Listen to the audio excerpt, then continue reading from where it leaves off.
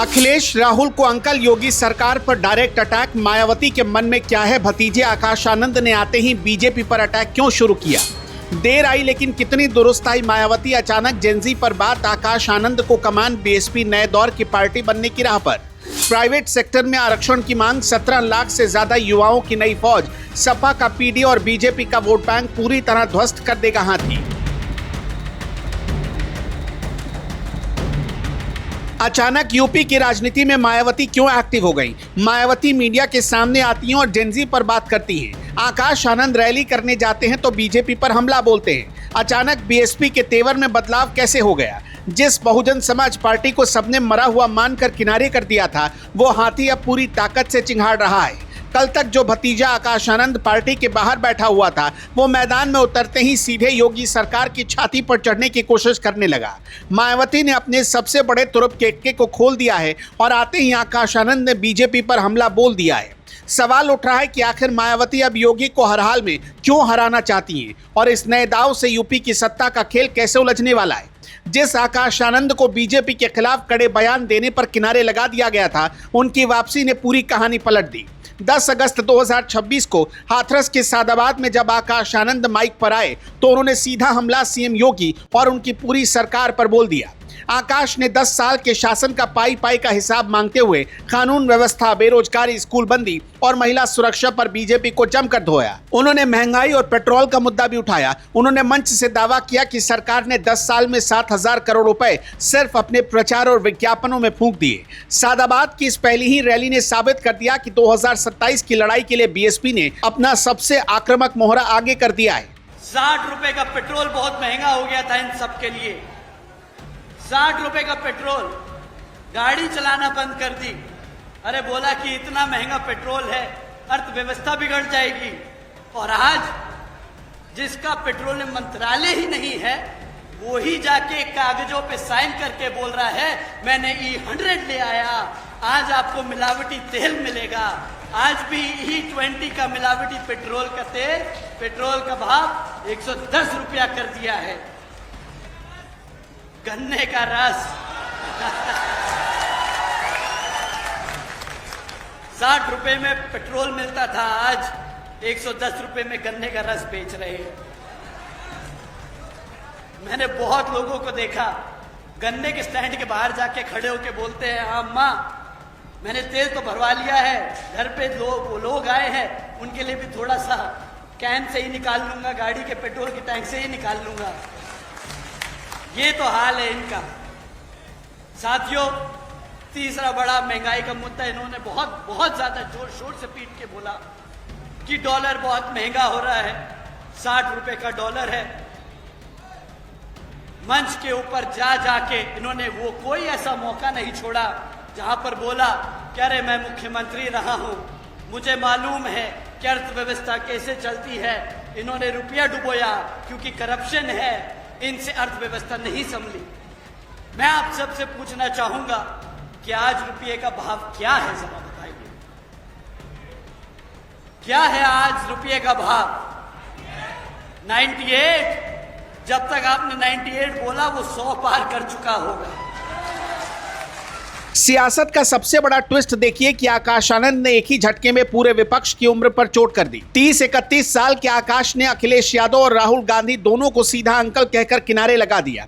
उन्होंने खुद को बीएसपी को 2026 के नए दौर में देश के करोड़ों जेंजी और युवाओं का इकलौता असली विकल्प बताया। जिस समय विपक्षी दल सिर्फ भाषणबाजी कर रहे थे, उस समय बीएसपी ने यूपी के हर बूथ पर 10 नए युवा तैनात करने का खाका खींच दिया। पूरे प्रदेश में 17,70,000 नौजवानों की फौज खड़ी करके मायावती ने साबित कर दिया कि उनका कैडर मरा नहीं था, बल्कि सिर्फ एक बड़े आदेश का इंतजार कर रहा था। सियासी गलियारों में चर्चा चल रही थी कि बीएसपी का खेल पूरी तरह खत्म हो चुका है और अब हाथी कभी उठ नहीं पाएगा।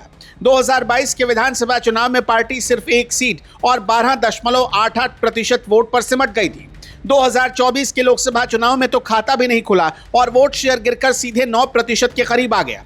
लेकिन मायावती ने 15 जनवरी 2026 को अपने 17वें जन्मदिन पर साफ कर दिया कि वो किसी के सामने झुकेंगी नहीं और अकेले दम पर पूरी 403 सीटों पर ताल ठोकेंगी। अब आकाश आनंद को पूरे 75 जिलों में ताबड़तोड़ रैलियों का जिम्मा सौंप दिया गया है और 25 अगस्त 2026 2026 को जेवर में अगली बड़ी रैली होने जा रही है। इधर आकाश सड़क पर आग उगल रहे हैं और उधर 11 अगस्त 2026 को मायावती ने खुद प्रेस कॉन्फ्रेंस करके सीधा जेनजी पर फोकस सेट कर दिया। हालांकि पेपर लीक कांड और बेरोजगारी के मुद्दे पर जब युवा सड़कों पर उतरा तो मायावती ने सीधे छात्रों का हाथ थाम लिया। उन्होंने साफ कह दिया कि देश का नौजवान खुद को अकेला ना समझे और बीजेपी और कांग्रेस दोनों की मतलब परस्त राजनीति से दूर रहे। मायावती ने प्राइवेट सेक्टर में भी आरक्षण की सबसे बड़ी मांग उठाकर एक तीर ऐसा चला दिया जिसने पूरे दलित और पिछड़े वर्ग के नौजवानों में नई हलचल पैदा कर दी। देश के छात्र व नौजवान यानी कि जैन जी आदि भी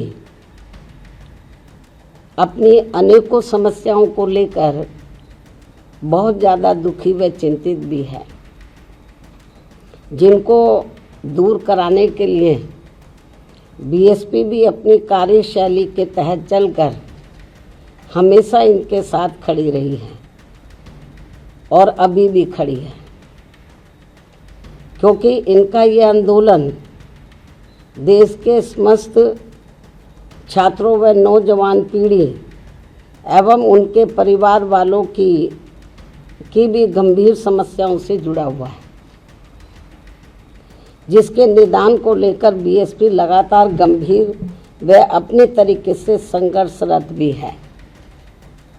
लेकिन देश को ऐसा नहीं लगना चाहिए कि छात्र व जैन जी अपनी समस्याओं को दूर करवाने की बजाय आए दिन ये लोग उनकी राजनीति में ही बुरी तरह से फंसते जा रहे हैं।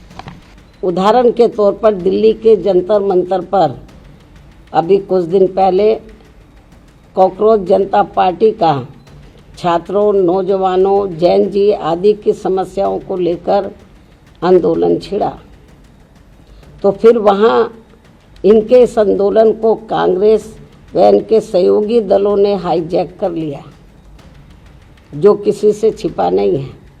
अब समझिए कि अगर मायावती पूरी तरह एक्टिव हो गई तो बीजेपी का क्या हाल होने वाला है। 2024 के चुनाव में बीजेपी ने बीएसपी के कोट जाटव वोट बैंक में बड़ी सेंध लगाकर अपना हिस्सा 24% तक पहुंचा दिया था, लेकिन आकाश आनंद के जमीन पर उतरते ही बीजेपी का यह नया वोट बैंक बुरी तरह दरकने लगा है। यूपी में कुल आबादी करीब 21% है, जिसमें अकेले जाटव 12% से ज्यादा है। अगर मायावती ने अपने इस मजबूत कोर कैडर को वापस खींच लिया तो बीजेपी के हाथ से वो सीटें फिसल जाएंगी जो उसने मामूली अंतर से जीती थी। मायावती के इस आक्रामक कमबैक का दूसरा सबसे बड़ा झटका सीधे समाजवादी पार्टी को लगने जा रहा है।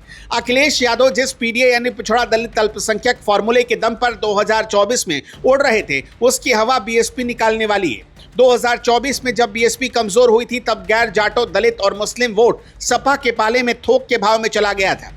47 से ज्यादा सीटें ऐसी थी जहां बीएसपी को मिले वोट जीत हार के मार्जिन से कई गुना ज्यादा थे। अगर आकाश आनंद ने युवाओं और दलितों को वापस बीएसपी के पाले में खींच लिया तो सपा का 2027 का सपना चकनाचूर हो सकता है। इतना ही नहीं, मायावती ने नगीना से सांसद बने चंद्रशेखर आजाद के उभार को भी रोकने के लिए आकाश को पूरी ताकत से उतार दिया है। सड़क पर संघर्ष करने वाला युवा दलितों को अब बीएसपी के भीतर ही एक नया और आक्रामक नेता दिखाई देने लगा है। मायावती ने खुद टिकट बंटवारे की पूरी कमान अपने हाथ में रखी और अब तक 20 से ज्यादा उम्मीदवारों के इंटरव्यू खुद ले चुकी है। पार्टी के पुराने नाते इस बार वोट हाथी को, अपने पुराने साथी को, इसी के साथ बीएसपी अब आर पार के मूड में आ चुकी है।